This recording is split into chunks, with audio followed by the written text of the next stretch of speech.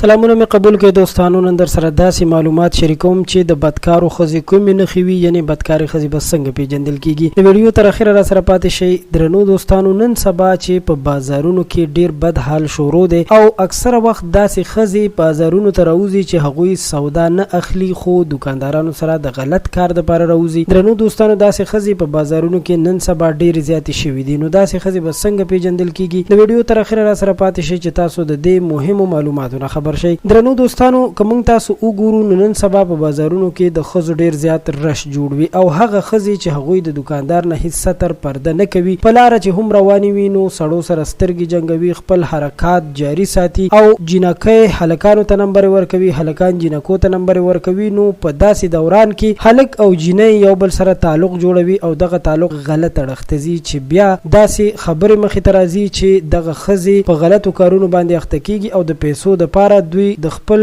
جسم یعنی د خپل وجود نه هم تیریږي. دا یوازې د خولې خبرې نه دي بلکې داسې شوي هم دي او تاسو به څو ورځې وړاندې هغه ویډیوګانې هم لیدلې وي چې د افغانستان د ننګرهار د یو ولایت نه یا د یو صوبې نه وایرل شوي دي چې دغه ویډیوګانې په سوشل میډیا باندې لکه د ځنګل د اور په شانتې خورې شولې او دغه ویډیوګانو خورولو نه پس وایي چې هغه جینۍ او دغه سړی هم وجل شوی دی. نو درنو دوستانو، داسې ښځو نه ځانونه ساتل پکار دي. اگر که داسې ښځې په حجاب کې وي یا ډېرې ځانونه پټ کړي هم وي خو چې دکاندار ته مخامخ شي بیا خپل مخ هم ښکاره کړي، نو ډیر زیات احتیاط کول پکار دي او د داسې ښځو نه ځانونه ساتل پکار دي. ستاسو ټولو ډیره مننه کوم چې د ویډیو تر اخره را سره پاتې شوئ. تر بیا مو په لوی الله سپارم.